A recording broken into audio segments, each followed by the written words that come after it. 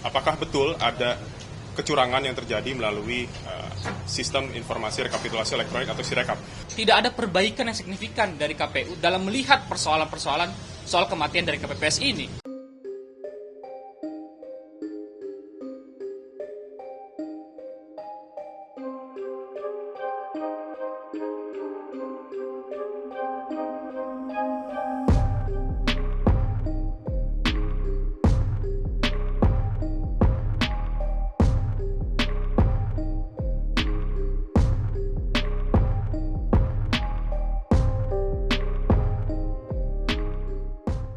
Ya, selamat pagi rekan-rekan sekalian.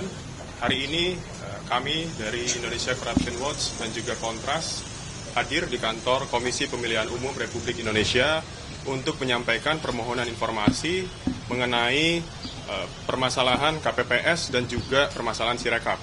Tentu permohonan informasi ini berlandaskan kegelisahan kami melihat permasalahan Sirekap dan juga KPPS yang sudah menjadi perbincangan publik dan sudah menjadi sorotan berbagai banyak pihak, sehingga kami memutuskan untuk menyampaikan permohonan informasi. Permohonan informasi mengenai Sirekap kami ajukan yang meliputi dokumen pengadaan, dokumen anggaran, dan juga daftar kerusakan yang pernah terjadi di Sirekap, gitu ya. Itu kami lakukan agar kami bisa memeriksa bagaimana prosesnya, apakah sesuai dengan tata kelola pemerintahan yang baik dan bersih. Gitu. Ada apa sebetulnya di balik permasalahan ini? Apa yang ditengarai begitu dari sistem Sirekap ini?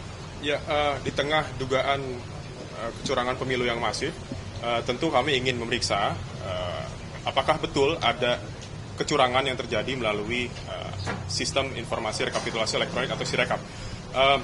Itu yang ingin kami periksa melalui dokumen yang kami minta kepada KPU. Apakah memang betul di situ terjadi ya kecurangan ataupun manipulasi ataupun tidak. Jadi kami ingin memeriksa dokumennya terlebih dahulu untuk memastikan bahwa kecurangan itu tidak terjadi. Dokumen spesifik yang diminta apa? Dokumen yang kami minta pertama-tama dokumen anggarannya, dokumen pengadaannya, dan juga dokumen rekaman elektronik mengenai kerusakan yang pernah terjadi pada server yang ada di KPU. Gitu. Catatan kritisnya berarti sejauh ini Sirekap ini dipandang gimana sebetulnya? Ya, ini justru yang kami pastikan. Sirekap sejauh ini belum kami periksa secara lebih jauh ya, secara mendalam begitu ya. Apakah kecurangan itu terjadi atau tidak, sehingga kami membutuhkan dokumennya terlebih dahulu. Tapi dugaan itu muncul dari berbagai pihak termasuk kami, sehingga kami sekali lagi ingin memastikan untuk hal ini kan memohon ada jawaban atau ada tindak lanjut dari KPU. Ya. Harapannya tenggatnya sampai kapan? Ya, sesuai Undang-Undang Keterbukaan Informasi Publik Nomor 14 Tahun 2008 dan juga Peraturan Komisi Informasi Nomor 1 Tahun 2019, KPU punya waktu 3 hari kerja untuk menjawab permohonan informasi yang kami ajukan. Jadi kami tunggu 3 hari kerja. Jika memang tidak ada jawaban dari Komisi Pemilihan Umum, maka kami akan mengajukan surat keberatan. Mungkin menambahkan sedikit ya, selain permasalahan soal aplikasi atau websitenya Sirekap, kami juga menyoroti berbagai persoalan ya soal kemanusiaan. Karena Kontras basicnya adalah organisasi hak asasi manusia, tentu kami melihat permasalahan pemilu ini dari human rights based approach in general election.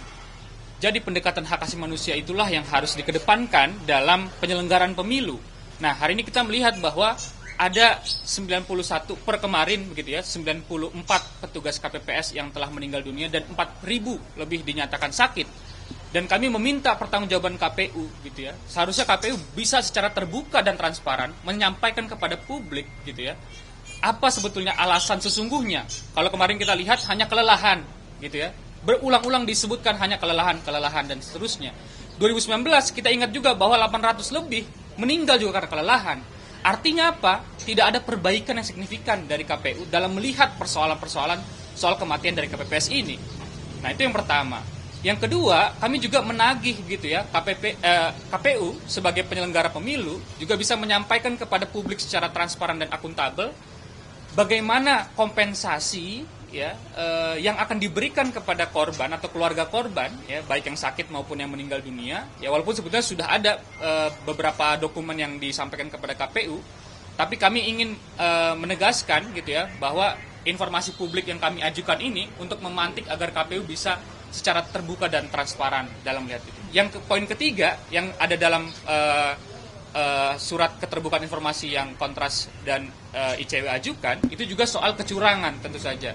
Selain kebingungan tengah-tengah masyarakat soal Sirekap, kami juga menyoroti hal-hal berkaitan dengan kecurangan. Bahkan di lapangan kami menemukan beberapa hal gitu ya, yang selanjutnya akan kita update besok. Para petugas KPPS itu terlibat dalam berbagai kecurangan yang ada di TPS.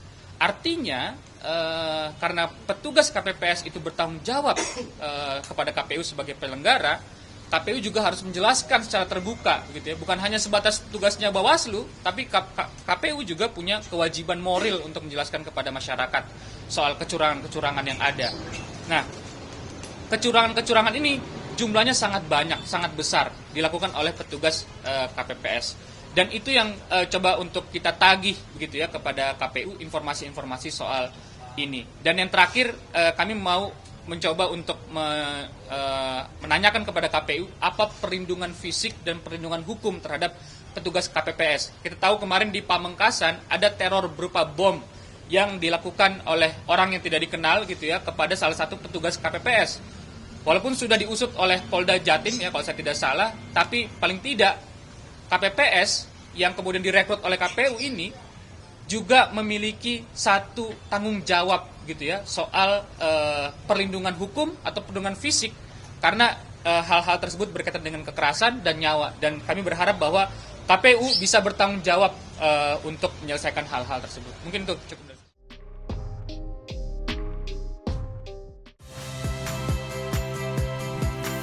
Saya Valeria Bella. Saksikan program-program Kompas TV melalui siaran digital, pay TV, dan media streaming lainnya. Kompas TV, independen, terpercaya.